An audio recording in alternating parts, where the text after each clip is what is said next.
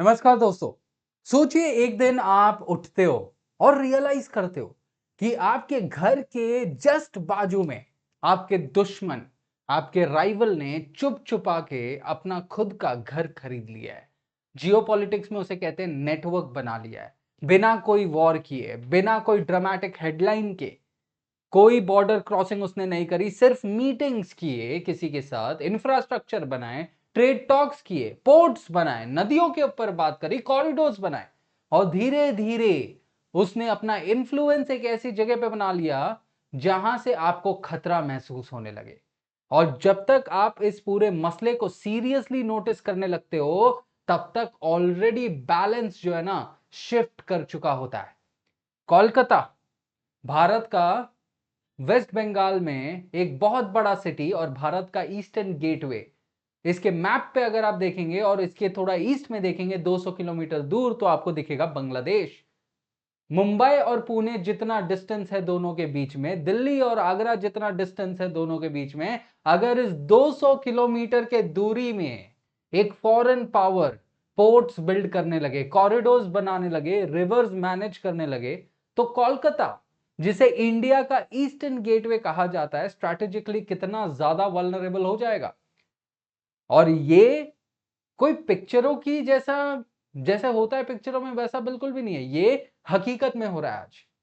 और ये ज्योग्राफिकल चीज जो बदलाव हो रही है आज के टाइम में, ये भारत के लिए एक बहुत बड़ा खतरा हो सकता है, चेतावनी हो सकती है। क्योंकि रिसेंटली हुआ क्या है कि बांग्लादेश के प्रधानमंत्री तारिक रहमान वो चाइना जाते हैं। उन्होंने चाइना से कहा कि बांग्लादेश और चाइना को ट्रेड गैप्स कम करने चाहिए उनके बीच में, इंफ्रास्ट्रक्चर प्रोजेक्ट्स को इनको फास्ट करना चाहिए। टीस्टा रिवर डिस्प्यूट जो इंडिया और बांग्लादेश के बीच में एक बहुत बड़ा डिस्प्यूट है, उसके ऊपर चाइना को बीच में बोलना चाहिए। और ये तक रिपोर्ट्स के अंदर आया कि चाइना और बांग्लादेश अब साथ में मिलके China Myanmar Bangladesh economic corridor बना रहे हैं। अब सवाल बिल्कुल सिंपल है कि चाइना को सडनली बांग्लादेश पर इतना एक्टिव क्यों होना पड़ा। और उससे भी इंपॉर्टेंट यह है कि इंडिया क्या अपने ही बाजू में जो बांग्लादेश कर रहा है उसके वजह से क्या इंडिया लॉस झेल सकता है। क्योंकि पहले ही मैं आपको सबसे पहले एक चीज क्लियर कर देता हूं कि आज जो वीडियो बना रहा हूं ये बांग्लादेश के स्ट्रिक्ट के बारे में नहीं है, बांग्लादेश इंडिया के अगेंस्ट हो गया इस चीज के बारे में नहीं है। ये आज का जो वीडियो है ना, ये बताता है कि भाई इन्फ्लुएंस जियोपॉलिटिक्स के अंदर क्या महत्व रखता है।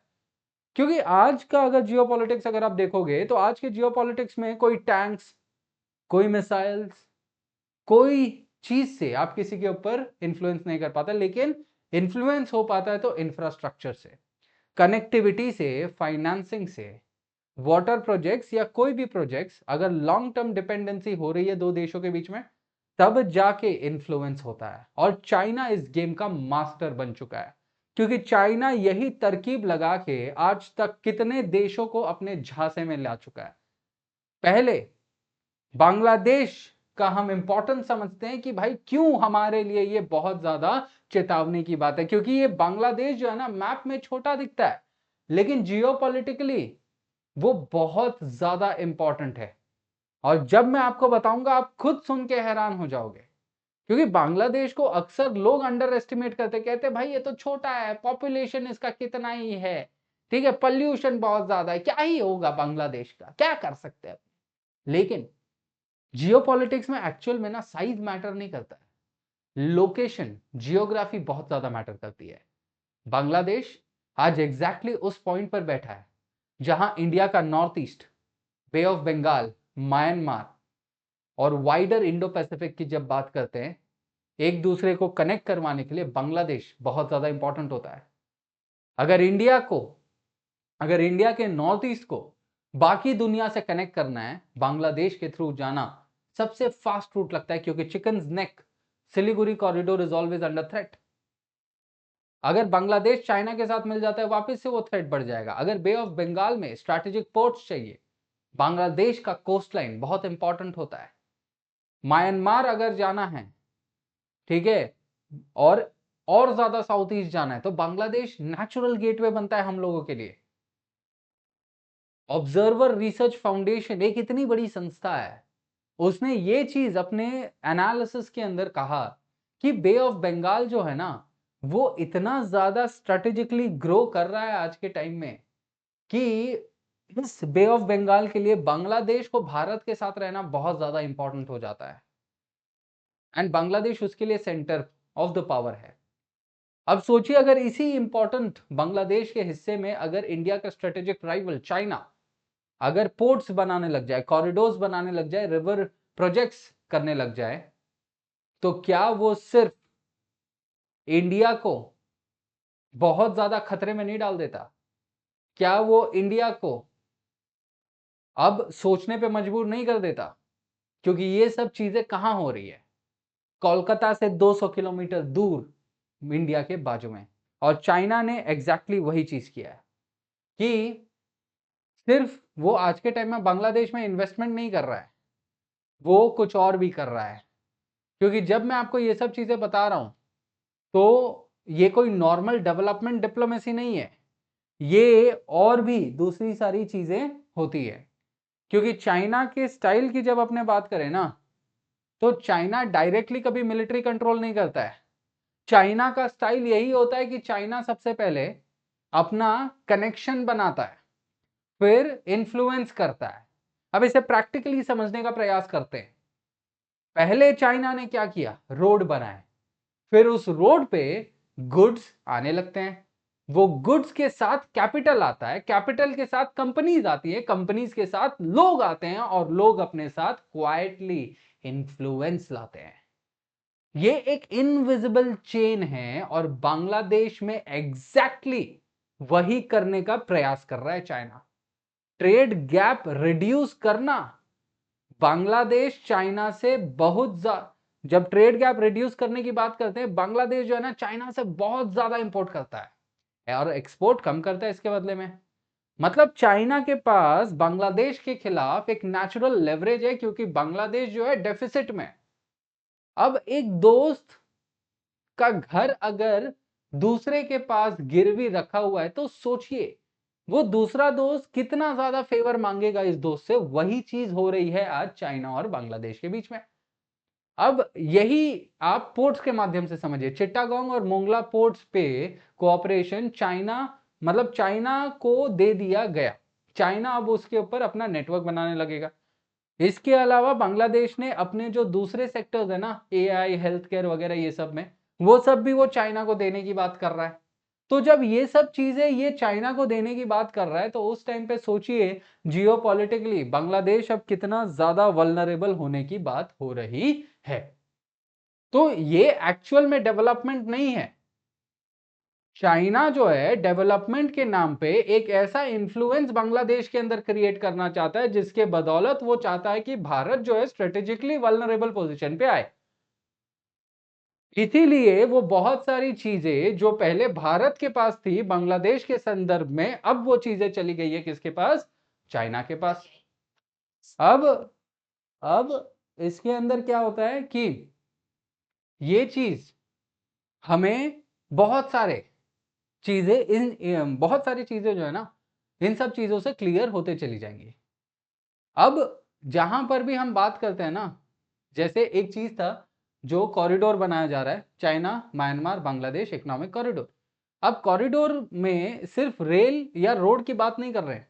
कॉरिडोर का मतलब जियोपॉलिटिक्स में एक्चुअली ये होता है कि कौन कहां तक पहुंच सकता है, किस रूट पर किसका कितना कंट्रोल होगा, कौन कहां पर पोर्ट्स बनाएगा, कौन किस कंट्री का फ्यूचर के साथ अलाइंड होगा।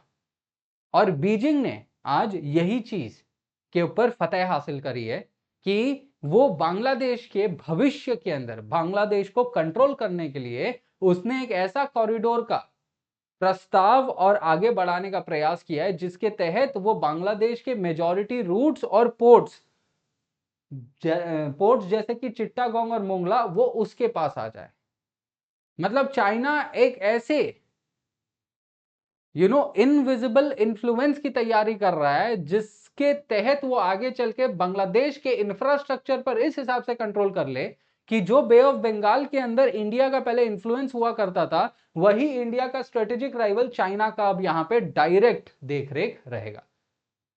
चाइना सीधा बे ऑफ बंगाल के ऊपर अपना देखरेख रख सकता है, और यही इंडिया के लिए बहुत बड़ा टेंशन होता है कि चाइना एंड इंडिया का, यहीं पे सोचिए, Andaman and Nicobar tri service command वो भी है, तो मतलब चाइना इज ऑटोमेटिकली इस एरिया के अंदर, इंडियन ओशन जो है वर्ल्ड का majority of the transport trade route, naval trade route यहीं से गुजरता है, और अगर चाइना इधर है तो जाहिर सी बात है ये क्या होगा, इंडिया के लिए एक बहुत बड़ा जो इंडियन ओशन पे इंडिया का कंट्रोल रहता है, वो कहीं ना कहीं वो लेवरेज जो है ना कम होने की बात हो रही है। इसीलिए बांग्लादेश को अगर हम हमारे हाथ से जाने देते हैं तो it will be a very big issue for us, और यही कॉरिडोर्स और इन्फ्लुएंस के माध्यम से चाइना आज ये चीज करने का प्रयास जो है ना कर रहा है। अब ना ही सिर्फ इतना, यहां पे ये भी हो गया कि आपको पता रहेगा कि इंडिया और बांग्लादेश के बीच में एक बड़ा मसला होता है तीस्ता नदी का,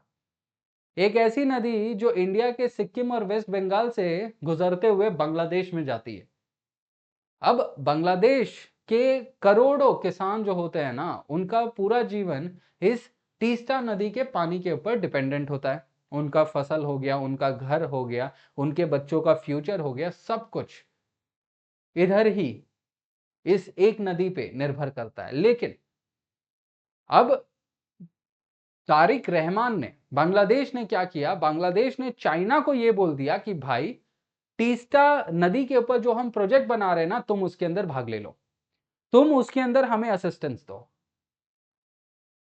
मतलब जो नदी का डिस्प्यूट इंडिया और बांग्लादेश के बीच में, अब उसमें डायरेक्टली इंडिया और चाइना जो है उसके अंदर आ जाएगा। अब इसकी वजह से क्या हो सकता है, आप खुद प्रैक्टिकली सोचिए, चाइना जो है तीस्ता पर अपनी इंजीनियरिंग डालेगा, अपनी टेक्नोलॉजी और अपनी एक्सपर्टीज लाएगा, डैम इंफ्रास्ट्रक्चर मैनेजमेंट सब चीज चाइनीज रहेगी, और जब चाइनीज टेक्नोलॉजी से बांग्लादेशी रिवर मैनेज होंगी, बांग्लादेश जो है चाइना पे और डिपेंडेंट हो जाएगा, मेंटेनेंस के लिए हो गया, टेक्नोलॉजी के लिए हो गया, एक्सपर्टीज के लिए हो गया, सब जगह पर बांग्लादेश चाइना पे डिपेंडेंस होगा। और ये डिपेंडेंसी सिर्फ टेक्निकल नहीं रहेगी, वो पॉलिटिकल भी हो सकती है, और आगे चल के होगी। जब बांग्लादेश को तीस्ता का पानी चाहिए होगा तो वो चाइना से मांगेगी, क्योंकि टेक्नोलॉजी जो पानी को कंट्रोल करती है वो किसके पास है, चाइना के पास। और चाइना उस टाइम पे अपने मन मर्जी मुताबिक जो उसे चाहिए वो बांग्लादेश से करवाएगा, और बांग्लादेश से शायद वो तब एंटी इंडिया काम भी करवा सकता है। इसीलिए इंडिया के लिए एक बहुत बड़ा मसला है, क्योंकि चाइना ने जिस हिसाब से यहां पर अपना दरवाजे जो खोले हैं ना, वो दरवाजे इस लेवल से नहीं खोलने चाहिए थे उसको, क्योंकि इनडायरेक्टली अब क्या होगा, आज जो चाइना है इस तरीके से बांग्लादेश के अंदर गैप्स बना के घुस रहा है कि आगे चल के वो डायरेक्टली बांग्लादेश के ऊपर कंट्रोल कर सकता है।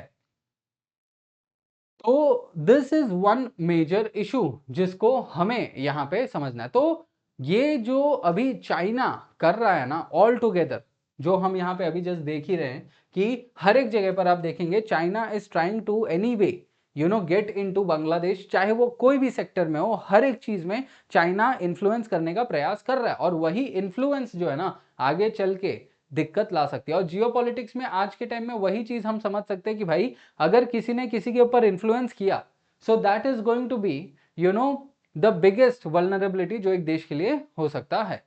तो इसीलिए अब यही चीज देखना पड़ेगा कि इंडिया का इस पर्टिकुलर जो डेवलपमेंट है इसके ऊपर क्या प्रतिक्रिया होती है, क्योंकि इंडिया ने अगर इसे मैनेज नहीं किया तो साउथ एशिया के अंदर जो India as a rising power है, जो इंडिया का इन्फ्लुएंस एंड कंट्रोल है, वो कहीं ना कहीं खतरे में आ सकता है, वो कॉम्प्लिकेट हो सकता है।